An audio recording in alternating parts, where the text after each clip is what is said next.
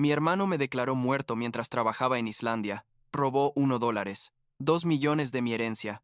Vendió mi casa y fingió mi funeral. Pero cuando volví a la vida, su esposa confesó todo, y ahora él nunca esperó lo que le hice. Tengo 30 años. Trabajo como cartógrafo digital. Y lo que voy a contarles literalmente suena como una película mala de Netflix, pero les juro que es real. Hace unos años, cuando tenía 27, conseguí este trabajo increíble en Islandia, ya saben, haciendo mapeo topográfico y esa cosa técnica de cartografía digital para un proyecto de conservación ambiental. Era una oportunidad única, el tipo de trabajo que solo aparece una vez en la vida. Pero había un problema. Iba a estar en una zona súper remota, tipo en el medio de la nada islandesa, con acceso a Internet solo cada 2 o 3 meses cuando bajaba a algún pueblo para reabastecerme. La señal de celular era básicamente inexistente en el área donde iba a trabajar. Obviamente mis papás estaban preocupados. Bueno, mi mamá sobre todo porque mi papá había fallecido como 3 años antes de eso, de cáncer, y ella todavía estaba procesando todo eso. Tengo un hermano mayor, Benjamin, que en ese momento tenía como 29 años, y siempre habíamos sido cercanos, o eso pensaba yo. Él trabajaba en finanzas, tenía una esposa, Rebeca, y una hija pequeña, Ava, que tenía como 7 años en ese tiempo. Benjamín siempre fue el hijo responsable, ya saben, el que hace todo bien, se casó joven, tuvo una carrera estable, ese tipo de cosas. Yo era más el hijo aventurero, supongo. Antes de irme, mi mamá y Benjamín insistieron en que necesitaba darle a alguien poder legal para manejar mis cosas mientras estaba fuera, tipo pagar cuentas, manejar mi casa, esas cosas básicas. Tenía una casa pequeña que había comprado con parte de la herencia de mi papá. Nada fancy, pero era mía. También tenía algunas inversiones y cuentas de ahorro, el resto de la herencia que mi papá nos había dejado a Benjamín y a mí. Total que, ¿a quién más le iba a dar poder legal sino a mi hermano? Era la opción obvia. Confiaba en él completamente, y él me prometió que cuidaría de todo. Incluso bromeó diciendo que me cobraría un café por cada factura que pagara. Me fui a Islandia en septiembre del 2019, justo antes de que el mundo se volviera loco con la pandemia, aunque yo no sabía eso todavía. Los primeros meses fueron increíbles. O sea, el trabajo era duro y solitario, pero el paisaje era alucinante. Glaciares, auroras boreales, volcanes, toda esa cosa de postal. Me comunicaba con mi familia cuando podía, enviaba emails largos cuando llegaba a un pueblo con internet, llamadas ocasionales. Benjamin me mandaba actualizaciones sobre la casa, me decía que todo estaba bien, que las cuentas estaban al día, ese tipo de cosas. Mi mamá me escribía cartas físicas que llegaban a la oficina del proyecto cada 2 meses más o menos, contándome sobre su vida, su jardín, los domingos familiares. La cosa es que cuando vives tan aislado, tipo literalmente solo tú, la naturaleza y tu equipo de trabajo, el tiempo pasa diferente. Los días se mezclan, las semanas vuelan, y antes de que te des cuenta han pasado meses sin que realmente proceses cuánto tiempo llevas ahí. Yo tenía un contrato inicial de 2 años, pero con opción de extenderlo. Y como el proyecto estaba yendo bien, y honestamente me había acostumbrado a esa vida, decidí quedarme un tercer año. Le avisé a Benjamín por email. Él me dijo que no había problema, que seguiría manejando todo. Mi mamá se puso un poco triste, pero entendió que era importante para mi carrera. Ahora, aquí es donde las cosas se ponen raras. En marzo del 2022, o sea, como 2 años y medio después de haberme ido, mi cámara profesional se rompe. Era una cámara carísima, tipo $8,000 o algo así, y necesitaba llevarla a arreglar urgentemente porque era esencial para mi trabajo. Decidí hacer el viaje a Reykjavik, que era como un viaje de 2 días desde donde estaba, para llevarla a un técnico especializado. Llegué a la ciudad después de estar básicamente solo en la naturaleza por meses, y lo primero que hice fue ir a un café con Wi-Fi decente, porque necesitaba descargar algunos archivos de trabajo y, honestamente, quería ver qué había pasado en el mundo. Me senté con mi laptop, pedí un café que costaba como 9 euros porque Islandia es ridículamente caro, y abrí mi Facebook por primera vez en meses. Y ahí fue cuando mi vida se desmoronó. Lo primero que vi en mi feed fue una publicación de mi amigo Jordan de la universidad, algo que había posteado hacía como 3 semanas. Decía algo tipo: todavía no puedo creer que Lucas se fue así, tan joven, tan repentino. Descansa en paz, hermano. Y tenía una foto mía de cuando nos graduamos de la universidad. Me quedé mirando la pantalla sin entender nada. Literal pensé que era algún tipo de broma rara o que estaba malinterpretando algo. Seguí scrolleando, y había más, muchas más publicaciones. Mi exnovia de la universidad, Melissa, había escrito este post largo y emocional sobre cómo se arrepentía de no habernos arreglado antes de que yo, cito, textualmente, falleciera trágicamente. Había fotos mías en modo memorial por todos lados, gente comentando sobre lo mucho que me extrañaban. Algunos compañeros de trabajo antiguos, compartiendo anécdotas. Era surreal, tipo estar viendo tu propio funeral en redes sociales. Las manos me temblaban tanto que casi tiro el café. Empecé a hiperventilar ahí mismo en el café, y la mesera se acercó a preguntarme si estaba bien, y yo no sabía ni qué decirle porque, ¿cómo explicas que acabas de descubrir que estás supuestamente muerto? Llamé a Jordan inmediatamente. No me importó que fueran tipo las 4 de la mañana en Estados Unidos. Contestó después de como 10 tonos, con voz de dormido y confundido, y cuando le dije, «Hola Jordan, soy Lucas», se quedó callado por un momento tan largo que pensé que se había colgado. «Lucas», dijo finalmente, con una voz rara tipo entre shock y miedo, como si estuviera hablando con un fantasma. Le dije que qué carajos estaba pasando. ¿Por qué? Había publicaciones sobre mi muerte en Facebook. Él seguía sin poder procesar que era realmente yo. Me hizo responder preguntas que solo yo podría saber. Cosas random sobre nuestra época en la universidad. Cuando finalmente se convenció, me contó todo.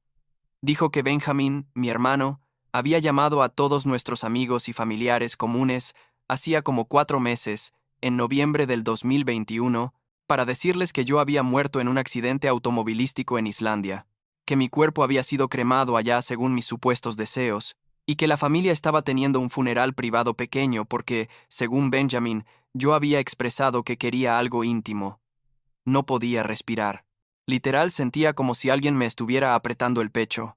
Le pregunté a Jordan qué más sabía, y me dijo que Benjamin había sido quien había manejado todo, que había estado consolando a mi mamá, que había organizado una especie de memorial, y que básicamente todo el mundo le había dado el pésame a él por la pérdida de su hermano menor. Jordan me preguntó dónde estaba, si estaba bien, si necesitaba ayuda, y yo solo pude decirle que estaba en Reykjavik, que estaba bien físicamente pero que necesitaba descubrir qué mierda estaba pasando. Después de colgar con Jordan, entré en pánico total. Intenté llamar a mi mamá, pero su teléfono estaba apagado o fuera de servicio. El número ya no funcionaba. Intenté llamar a Benjamin y pasaba lo mismo. Número no disponible. Busqué a Rebecca en Facebook y su perfil estaba bloqueado para mí. No podía ver nada ni mandarle mensaje. Era como si mi vida anterior hubiera sido borrada y yo fuera un fantasma tratando de contactar a los vivos. Me puse a investigar más en Internet, buscando mi nombre más obituario o noticias sobre algún accidente en Islandia, pero no encontré nada oficial. Sin embargo, encontré una página de GoFundMe que Rebecca había creado supuestamente para ayudar con gastos funerarios y apoyo a mi mamá, y había recaudado como $30,000. La descripción era súper emotiva. Hablaba de cómo yo había muerto persiguiendo mis sueños, de cómo mi familia estaba devastada, todo muy bien escrito y convincente. Los comentarios estaban llenos de gente dando condolencias y compartiendo memorias. Pasé toda la noche en ese café hasta que cerraron, solo investigando y tratando de entender. Busqué mi casa en Google Street View y aparecía con un cartel de vendida. Mi casa, la que yo había comprado con mi herencia, aparecía como vendida. Busqué registros públicos de propiedades y, efectivamente, había sido vendida en febrero del 2021, o sea, más de un año antes. La venta había sido por $340,000, una cantidad decente para esa zona. Al día siguiente fui a la Embajada de Estados Unidos en Reykjavik. Les expliqué la situación, y al principio pensaron que estaba loco o confundido, pero les mostré mi pasaporte, mis identificaciones, todo. Ellos verificaron mi estatus legal y confirmaron que efectivamente yo estaba vivo y bien, obviamente, pero que en Estados Unidos había un certificado de defunción a mi nombre emitido en noviembre del 2021. La mujer en la embajada se puso pálida cuando vio eso. Me dijo que esto era extremadamente serio, que alguien había cometido fraude masivo y que necesitaba contactar a las autoridades en Estados Unidos inmediatamente. Volé de regreso a Estados Unidos al día siguiente, dejando mi proyecto y mi trabajo sin aviso previo. No me importó nada, solo necesitaba llegar a casa y resolver esto. El vuelo desde Reykjavik a Nueva York Fue como las 6 horas más largas de mi vida. No pude dormir nada. Solo seguía dándole vueltas en mi cabeza tratando de entender por qué Benjamín haría algo así. Llegué a Nueva York y de ahí tomé otro vuelo a nuestra ciudad natal en el Medio Oeste. Cuando aterricé intenté de nuevo llamar a mi mamá, y esta vez contestó alguien, pero no era ella, era un hombre.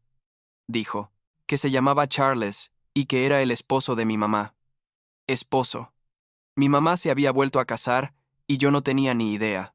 Le dije que necesitaba hablar con ella urgentemente, que era su hijo Lucas, y él se quedó callado por un momento y luego dijo en una voz muy seria que no sabía quién era yo o qué tipo de broma enferma era esta, pero que no era gracioso hacerse pasar por el hijo fallecido de su esposa. Le supliqué que me creyera, que lo podía probar, y finalmente accedió a pasarle el teléfono a mi mamá. «Mi hijo», dijo ella, y su voz sonaba rota, frágil, tan diferente de como la recordaba. «Mamá, soy yo. Estoy vivo», le dije.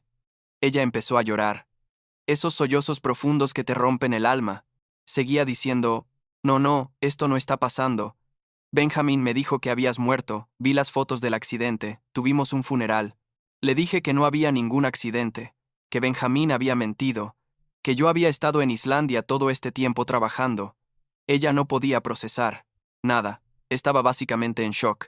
Charles tomó el teléfono de nuevo, y con una voz más calmada me dijo que si realmente era Lucas, necesitaba venir a la casa con identificación y que traería a un oficial de policía para verificar mi identidad.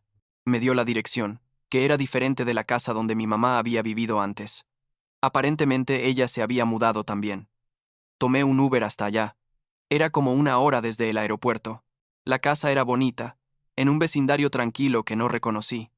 Charles abrió la puerta, un hombre de unos 55 años, alto, con el pelo canoso y una cara amable pero preocupada. Había un policía con él. Tuve que mostrar mi pasaporte, licencia de conducir, responder un montón de preguntas, y hasta me tomaron las huellas digitales para verificar. Cuando finalmente confirmaron que era realmente yo, que Lucas estaba vivo, el policía se puso serio y dijo que esto era un caso de fraude de identidad y posible robo, y que necesitábamos hacer una denuncia formal. Mi mamá salió de una habitación en el fondo de la casa. Se veía mayor de lo que recordaba, con más canas, más arrugas, como si hubiera envejecido 10 años en estos 3. Cuando me vio se quedó paralizada en medio del pasillo, solo mirándome como si fuera una aparición. «Mamá», dije, y ella se desmoronó. Literal cayó al piso llorando, y yo corrí hacia ella y la abracé, y los dos nos quedamos ahí llorando en el piso del pasillo por no sé cuánto tiempo. Cuando finalmente nos calmamos un poco, Charles nos llevó a la sala y nos hizo té, que nadie tomó realmente, pero era algo que hacer. Mi mamá seguía tocándome la cara, el brazo, como para asegurarse de que era real. Me preguntó una y otra vez cómo era posible, qué había pasado. Le conté todo sobre Islandia, sobre el trabajo, sobre darle poder legal a Benjamín, sobre descubrir las publicaciones en Facebook. Ella se puso pálida cuando mencioné a Benjamín. Me contó su versión de la historia.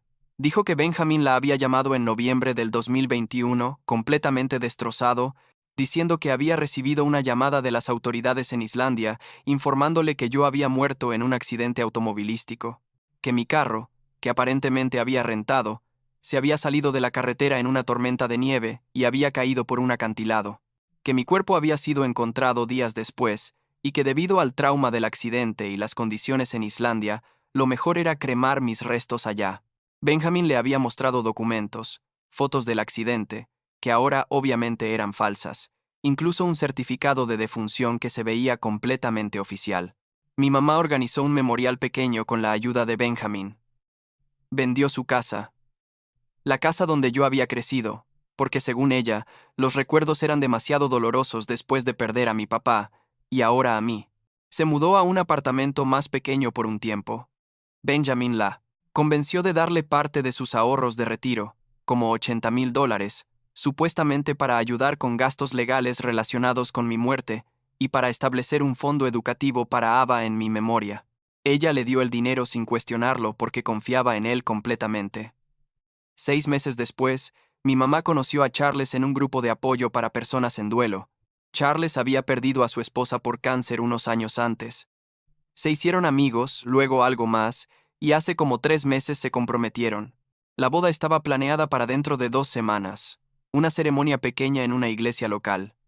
Benjamin iba a ser el padrino, obviamente, el único hijo vivo de mi mamá. Cuando mi mamá terminó de contar su historia, le pregunté por Benjamín, dónde estaba, si podía contactarlo. Ella llamó a su celular y contestó después de varios tonos. Puse el teléfono en altavoz. Hola mamá, dijo Benjamín con una voz alegre. ¿Qué pasa? Lucas está vivo, dijo mi mamá, directamente, sin rodeos. El silencio del otro lado del teléfono fue tan pesado que podía sentirlo físicamente. ¿Qué? Dijo finalmente Benjamín, su voz completamente diferente ahora, plana, cautelosa. Está aquí conmigo, continuó mi mamá. Lucas está vivo. Nunca murió. Todo fue mentira. Benjamin intentó decir algo, pero mi mamá colgó. Literalmente colgó el teléfono y se puso a llorar otra vez. Charles me miró y dijo que necesitábamos involucrar a un abogado inmediatamente, que esto era más grande de lo que parecía. El policía que todavía estaba ahí me dijo que necesitaba ir a la estación a hacer una denuncia formal, que esto era fraude de identidad, posiblemente robo, falsificación de documentos oficiales, entre otras cosas. Los siguientes días fueron un caos absoluto. Fui a la estación de policía y pasé como 6 horas dando mi declaración, explicando todo, proporcionando evidencia de que había estado en Islandia todo este tiempo, mostrando mis registros, laborales, correos electrónicos, todo. Ellos empezaron una investigación inmediata y consiguieron una orden para revisar las finanzas de Benjamin y todas las transacciones relacionadas con mis cuentas. Ahí fue cuando descubrimos la magnitud real del desastre. Benjamin no solo había falsificado mi muerte, había vaciado completamente todas mis cuentas. La herencia de mi papá, que había sido de aproximadamente $800,000 para cada uno de nosotros, había desaparecido de mis cuentas. Mi casa había sido vendida, y él se había quedado con el dinero. Había sacado préstamos a mi nombre, tipo 3 préstamos personales por un total de $150,000, que obviamente nunca pagó. Había usado mi identidad para abrir tarjetas de crédito, acumular deudas, todo. En total, entre lo que robó y las deudas que creó en mi nombre, estamos hablando de más de $1.5 millones. También descubrimos que el abogado de la familia, Gregory, que había trabajado con mi papá por años, estaba involucrado. Había ayudado a Benjamín a falsificar el certificado de defunción, había procesado la venta de mi casa, había facilitado transferencias de fondos, todo legal en papel pero completamente fraudulento. Gregory también estaba siendo investigado. Benjamin intentó contactarme varios días después de que mi mamá lo confrontó.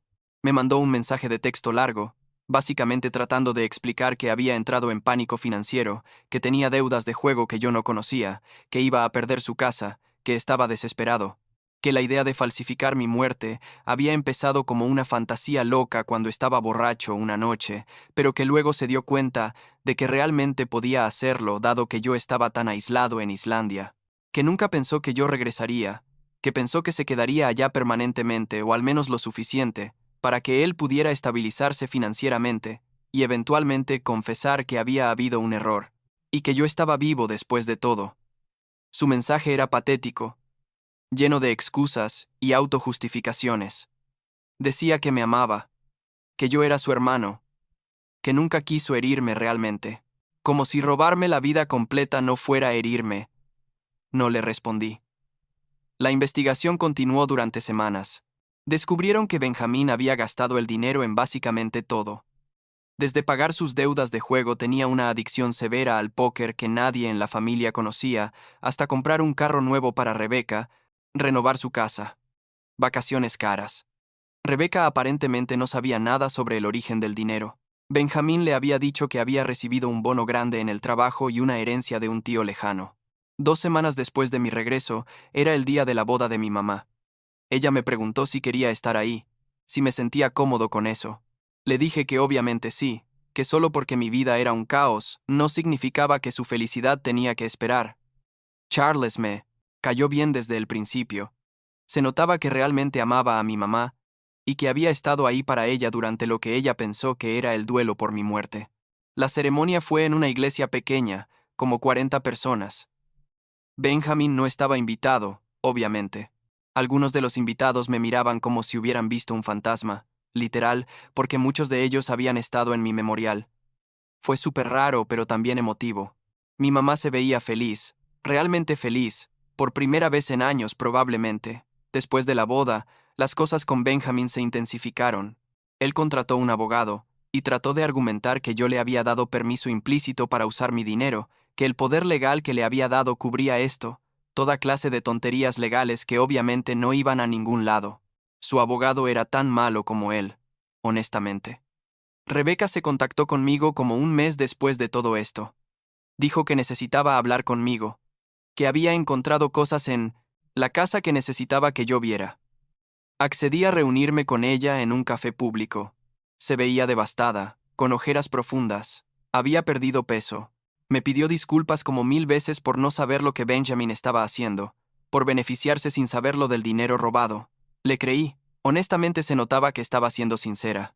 Me mostró documentos que había encontrado en el estudio de Benjamin, escondidos en una caja fuerte que ella había logrado abrir. Había más evidencia del fraude, registros de conversaciones entre Benjamin y Gregory planificando todo, incluso borradores de mi falso certificado de defunción con fechas diferentes. Había también evidencia de que Benjamin había estado saboteando mi carrera antes de que me fuera a Islandia, enviando emails desde cuentas falsas a mis jefes anteriores, diciendo cosas negativas sobre mí, tratando de hacerme quedar mal. Había mensajes donde le decía a Gregory que necesitaba que yo estuviera lo más aislado posible, que Islandia era perfecto para sus planes. Lo más perturbador era un folder con información sobre Melissa, mi exnovia. Aparentemente Benjamín había contactado a Melissa después de que ella y yo cortamos, haciéndose pasar por un amigo preocupado, diciéndole mentiras sobre mí, sobre que yo la había engañado, que hablaba mal de ella. Melissa y yo habíamos terminado mal por culpa de malentendidos, que ahora me daba cuenta que Benjamín había orquestado. Él había destruido esa relación deliberadamente, probablemente porque Melissa hubiera sido un obstáculo para sus planes. Rebeca me dijo que iba a divorciarse de Benjamín, que ya no podía estar casada con alguien así. Me preguntó por Ava, mi sobrina, que en ese momento tenía como 10 años. Ava todavía pensaba que su papá era un buen hombre, no sabía nada de lo que había hecho. Rebeca no sabía cómo explicarle a su hija que su padre era básicamente un criminal. Le dije que no tenía respuestas fáciles, pero que Ava merecía saber la verdad eventualmente, de forma apropiada para su edad. Rebeca entregó todos los documentos que encontró a los fiscales, y eso básicamente selló el caso contra Benjamin. Gregory también fue arrestado por su complicidad. Ambos fueron acusados formalmente. Benjamin de fraude, robo de identidad, falsificación de documentos oficiales, entre otros cargos. Gregory fue acusado de conspiración y facilitación de fraude. Sí, el juicio de Benjamin fue como 8 meses después, en junio del 2023. Yo tuve que testificar, contando toda la historia frente a un jurado. Ver a Benjamin sentado en la mesa de la defensa, en un traje barato, luciendo demacrado y pequeño, fue surrealista. Este era mi hermano, el mismo que me enseñó a andar en bicicleta cuando tenía 5 años, el que me defendió de bullies en la escuela, el que estuvo a mi lado en el funeral de mi papá, y también era la persona que había robado mi vida entera sin remordimiento. Durante su testimonio, Benjamin intentó culpar a su adicción al juego, a la presión financiera, a la sociedad, a todo menos a sí mismo. Nunca realmente se disculpó, nunca tomó responsabilidad real. El jurado no le creyó nada. Fue encontrado culpable de todos los cargos. Antes de la sentencia, tuve la oportunidad de dar una declaración de impacto a la víctima. Estuve despierto toda la noche antes, escribiéndola y reescribiéndola. Al final, decidí mantenerla simple y honesta. Le dije al juez cómo Benjamin no solo me había robado dinero, me había robado 3 años de mi vida con mi familia, me había robado la oportunidad de estar con mi mamá cuando ella me necesitaba, me había robado relaciones y oportunidades. Le dije que la persona que yo pensaba que conocía ya no existía, si es que alguna vez existió realmente. Benjamín fue sentenciado a 25 años en prisión federal, sin posibilidad de libertad condicional por al menos 15 años. Gregory recibió 10 años. Cuando leyeron la sentencia, la cara de Benjamín se descompuso completamente. Empezó a llorar, pidiendo perdón, diciendo que lo sentía, pero ya era demasiado tarde para eso. La parte financiera fue otra batalla. Logramos recuperar aproximadamente $700,000 de lo que Benjamín había robado. Algunos de sus activos fueron liquidados, su casa fue vendida, sus cuentas vaciadas, pero obviamente, no fue todo. Mucho del dinero ya estaba gastado, ido para siempre. Los préstamos en mi nombre fueron cancelados después de probar el fraude. Mi crédito fue restaurado eventualmente, pero fue un proceso largo y doloroso. Rebecca se divorció de Benjamin mientras él esperaba sentencia. Ella me pidió que mantuviera contacto con Ava, que siguiera siendo su tío a pesar de todo. Accedí porque Ava no tenía la culpa de nada de esto. Ahora veo a Ava como una vez al mes. La llevo al cine o a comer helado, trato de ser una figura estable en su vida. Ella sabe que su papá está en prisión por cosas malas que hizo, pero Rebecca y yo decidimos que no necesita conocer los detalles específicos todavía. Eso vendrá cuando sea mayor. Mi mamá y Charles me apoyaron durante todo el proceso. Me quedé con ellos los primeros meses después de regresar mientras me restablecía. Charles resultó ser increíble.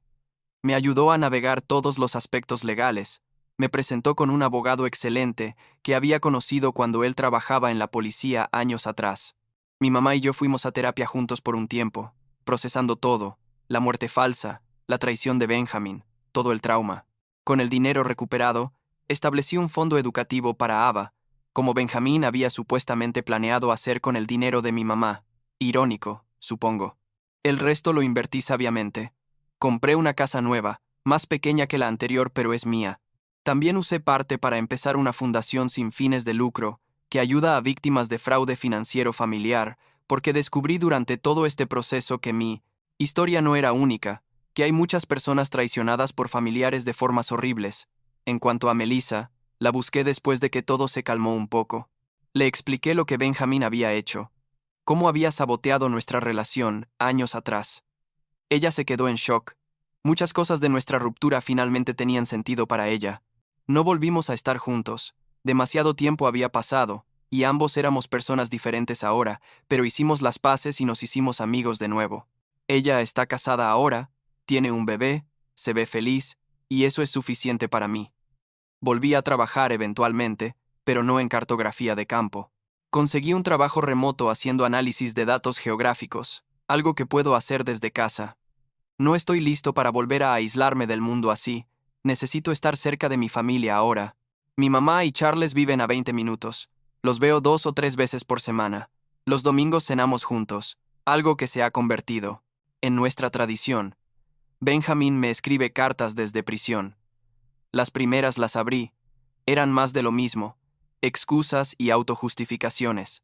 Después de como 5 cartas dejé de abrirlas. Las guardo en una caja en mi closet. No sé por qué.